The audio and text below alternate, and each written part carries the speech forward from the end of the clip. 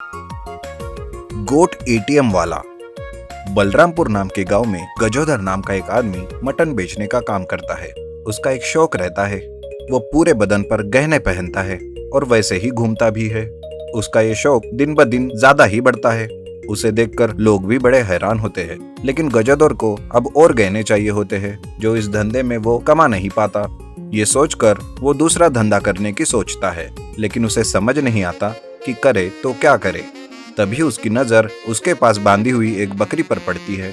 अरे वाह, अगर इस बकरी के अंदर मैं बैठ सका तो मैं नया धंधा शुरू कर सकता हूँ। दूसरे ही दिन गजोदर एक रिमोट से चलने वाली बकरी बनाता है और उसके अंदर बैठकर एक गांव में जाता है। वो धीरे धीरे बकरी के जैसे चलकर लोगों के पास जाता है और उनसे कहता है, सुनो भाई गांव वालों, मैं आपसे कुछ कहना चाहता हूँ। बोलती हुई बकरी को देखकर सब लोग परेशान होते हैं। एक मानिक नाम का आदमी बकरी से पूछता है, अरे ये क्या, तुम बकरी होकर इंसानों के जैसे बात कैसे कर सकती हो?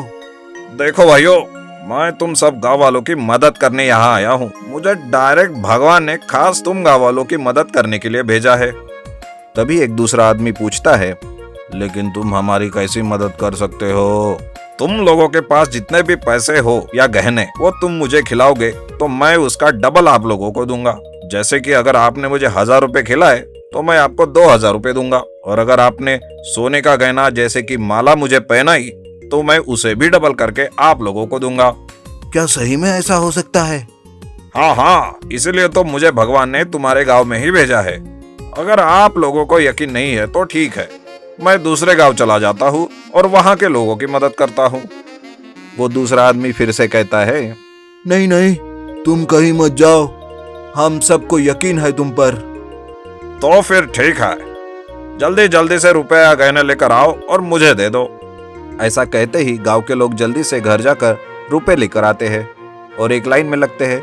पहले मानिक 1000 रुपए बकरी को खिलाता है। बकरी वो रुपए अंदर लेकर मानिक को 2000 रुपए वापस देती है। ये देखकर सारे गांव वालों को बकरी के कहने पर पूरा यकीन हो जाता है और वो सब ज्यादा से ज्यादा रुपए बकरी को खिलाकर डबल ले जाने लगते हैं। कुछ लोग तो अपने बीवी के गहने लेकर आते हैं और बकरी को पहनाते हैं। बकरी उसके गहने भी डबल करके वापस कर देती है। पूरा दिन भर लोगों के पैसे और गहने डबल करने के बाद रात होती है और गजोदर वापस चला जाता है। इधर गांव के लोग घर जाकर अपने डबल हुए पैसों और गहनों को अच्छे से देखते हैं तो उनको पता चलता है कि वे सब नकली है। अरे ये क्या, ये रुपए तो नकली है। अरे मैं लुट गया, मैं बर्बाद हो गया। इधर गजोदर कभी इस गांव में कभी उस गांव में करते करते काफी सारा रुपया और गहने कमाता है। लेकिन एक दिन एक सांबा नाम का आदमी बकरी को नए गांव में पकड़ लेता है। अरे वाह, तुम तो वही बोलने वाली बकरी हो ना, जो पैसे लेकर डबल करके देती हो? हाँ हाँ, मैं वही हूँ। बोलो, तुम्हें भी करने हैं क्या पैसे डबल? हाँ हाँ, लेकिन डबल नहीं, मुझे तो सारे के सारे चाहिए। मतलब मैं समझा नहीं। मतलब ये कि तुम जब पैसे खाकर डबल दे सकते हो तो इसका मतलब तुम्हारे पेट में बहुत सारा रुपया होगा। मैं तुम्हें एक मटन वाले को ही बेच दूंगा और उससे काफी सारा रुपया लूंगा।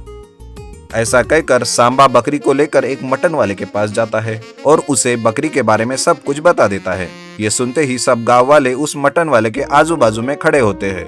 वो मटन वाला भी 1 लाख रुपए सांबा को देकर बकरी को खरीदता है।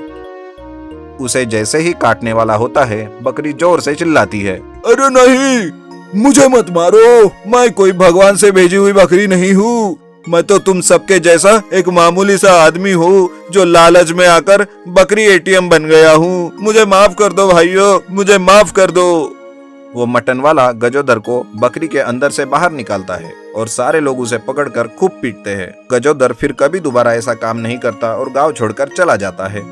बहुत समय पहले की बात है। एक गांव में राजू नाम का एक मछुआरा रहता था। वो हर रोज सुबह सुबह मछली पकड़ने निकल जाया करता था और मछलियां पकड़कर बाजार में बेच देता था और रास्ते में चलते वक्त चिल्लाता हुआ कहता था, मछलियां ले लो, ताजी ताजी मछलियां ले लो, ताजी ताजी मछलियां।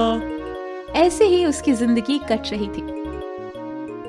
पर एक दिन मछलियां पकड़ते वक्त उसके जाल में एक सुनहरी मछली लगी जो काफी चमक रही थी। मछली को देखकर वो सोचने लगा, ये कैसी मछली है? मैंने पहले तो कभी नहीं देखी। तभी मछली बोलती है, मैं जल लोक में रहती हूँ, यहाँ घूमने के लिए आई थी और तुम्हारे जाल में फंस गई। कृपया मुझे मारना मत। इसके बदले मैं तुम्हें हर रोज ढेर सारी मछलियाँ दूंगी और तुम्हें मछली पकड़ने के लिए नहीं आना पड़ेगा। राजू सब सुनकर कहता है, ये क्या कह रही हो? तुम तो खुद ही एक मछली हो, तो तुम भला मुझे मछलियाँ कहाँ से दे सकती हो? जादुई मछली ने जवाब दिया, मैं एक जादुई मछली हूँ। कृपया करके आप मुझे अपने साथ ले चलो और अपने घर में मुझे रहने के लिए एक छोटी सी जगह दे देना। मैं हर रोज तुम्हें एक टोकरी भर के मछलियाँ दूंगी। जब तुम्हारी गरीबी दूर हो जाए तो मुझे वापस यहाँ छोड़ देना। मैं अपने जल लोक यानी अपने घर चली जाऊंगी। राजू को मछली की बात पसंद आई। उसने कहा, हाँ ठीक है, चलो फिर। राजू उस जादुई मछली को लेकर अपने घर आ जाता है। घर में उसकी पत्नी होती है। राजू एक कांच का डिब्बा देखकर उसमें मछली को छोड़ देता है। राजू की पत्नी हैरान भरी नजरों से मछली को देखती है और मछली के बारे में पूछती है, अजी, ये तो बड़ी सुंदर मछली है। क्या है ये? राजू बोलता है, ये मछली जादुई मछली है। अब हमें और मछलियाँ पकड़ने की जरूरत नहीं, ये हमें मछलियाँ देगी। ये बोलकर दोनों भोजन करने के लिए चले जाते हैं। अगले दिन सुबह राजू जब नींद से उठकर अपना सामान लेकर घर के दरवाजा खोलता है तो देखता है कि घर के बाहर 3 टोकरी भरकर मछलियां रखी हुई है।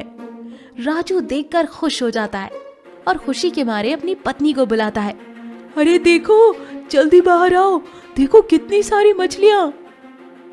ये सुनकर राजू की पत्नी तेजी से बाहर आती है और मछलियां देखकर वो भी हैरान हो जाती है। राजू सारी मछलियां वैसे ही लेकर बाजार चला जाता है और बेचने लगता है। दूसरे दिन भी जब राजू दरवाजा खोलता है तो बाहर ढेर सारी मछलियां मिलती है। राजू फिर से सारी मछलियां बेच देता है।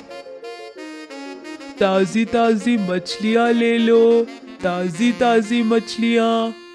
धीरे धीरे राजू काफी अमीर होता जा रहा था और गांव का सबसे अमीर व्यापारी बन गया था और उसके घर भी काफी आलीशान बन चुका था। पर एक दिन जब राजू घर पर था तो मछली उससे कहती है, राजू, अब तुम गांव के सबसे अमीर आदमी हो। क्या अब तुम मुझे नदी में छोड़ाओगे? बात सुनकर राजू मछली को उठा लेता है नदी में छोड़ने के लिए। तभी वहां उसकी पत्नी आ जाती है और वो उसे रोक लेती है। पत्नी की बात सुनकर राजू के मन में भी लालच आ जाता है। हम तुम्हें छोड़ देंगे, लेकिन थोड़ा और अमीर बनने के बाद। ये कहकर वो उस मछली को फिर से उसी डब्बे में रख देता है। एक दिन राजू की पत्नी बोलती है, क्यों ना हम इस मछली को राजा को बेच दें, फिर तो रोज रोज की मछलियों से छुटकारा मिल जाएगा। राजू को उसकी बात बहुत सही लगती है। बात तो तुम बिल्कुल सही कह रही हो, मेरे दिमाग में ये पहले क्यों नहीं आया। कल ही मैं राजा के पास जाऊंगा इस मछली को लेकर। अगले दिन राजू राजा के पास जाता है और सारी बात उसे बताता है। राजा उसकी बात सुनकर कहता है, अगर तुम्हारी बात सही निकली तो मैं तुम्हें उस मछली के बदले 20 गांव उपहार में दूंगा, और अगर ये गलत बात हुई तो तुम्हें अपना बाकी जीवन कारागार में बिताना पड़ेगा। दूसरे दिन राजू उस मछली को लेकर राजा के घर पहुंचता है। तब तक मछली की चमक जा चुकी थी, वो अब आम मछली जैसी लग रही थी। राजा जादुई मछली से बोलता है, ए जादुई मछली, मुझे ढेर सारा सोना चाहिए। लेकिन कुछ नहीं आता। फिर से राजा जादुई मछली से कहता है, ए जादुई मछली, मुझे ढेर सारा सोना चाहिए। फिर से कुछ नहीं आता, जिस पर राजू परेशान हो जाता है। ये मछली कोई जादू नहीं कर रही, तुम मुझे मूर्ख समझ रही हो क्या? तुम मेरे साथ ऐसा क्यों कर रही हो?